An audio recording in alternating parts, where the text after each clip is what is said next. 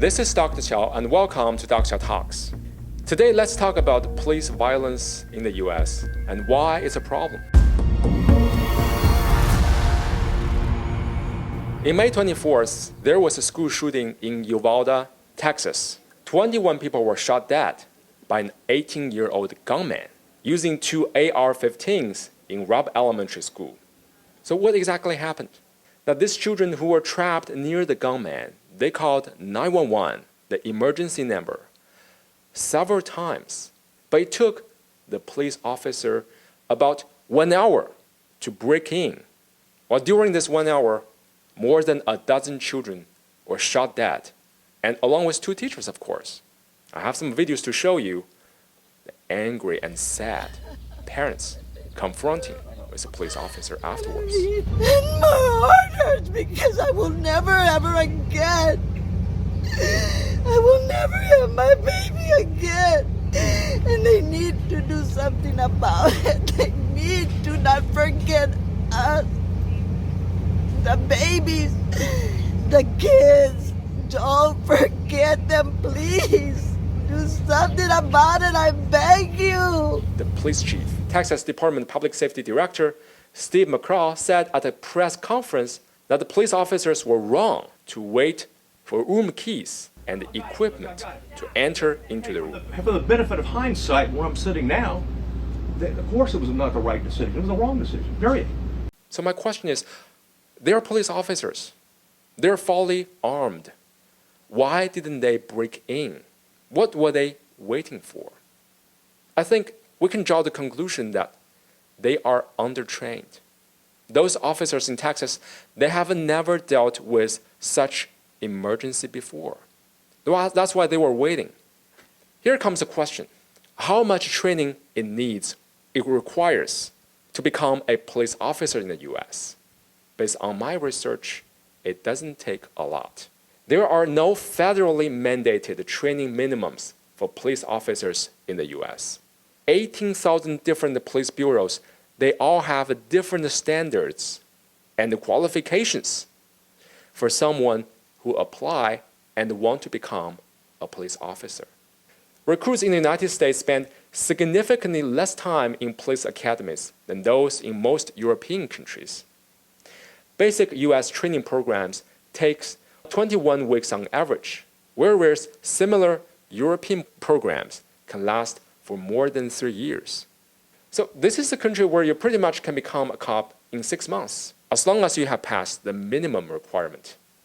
US academies tend to emphasize firearm skills because this is a country that nearly every family, they have their own guns.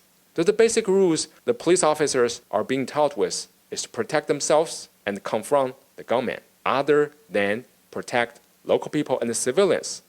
So I have the research report shows that according to a 2013 US Bureau of Justice report, academies on average spend the most time, 71 hours, on firearm skills, compared with 21 hours on de-escalation training, which teaches how to use conversation and other tactics to calm a situation without using force.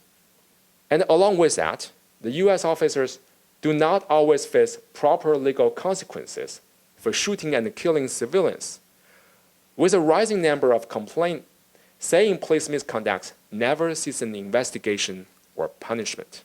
Here's a legal concept called qualified immunity. Qualified immunity is a defense that law enforcement and other government officials can raise in response to lawsuits seeking monetary damages for alleged civil rights violations. Unless the plaintiff can show an officer violated a clearly established right, meaning a court already declared similar behavior in a previous case to be unconstitutional, the officer can be held accountable. It comes to the question that how powerful the US police is. I can tell you, they are very powerful.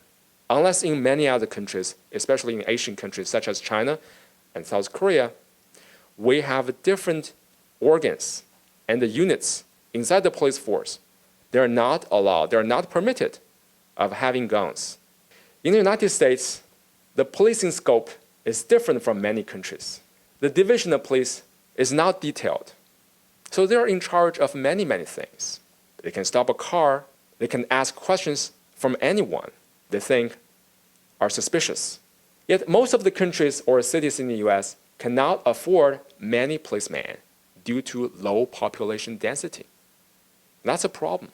They have a large population, but they don't have enough police officers. So we end up with a situation that some police officers, they have to work multiple tasks or in charge of multiple things. In the US, the police have the right to detention, interrogation, search, and arrest.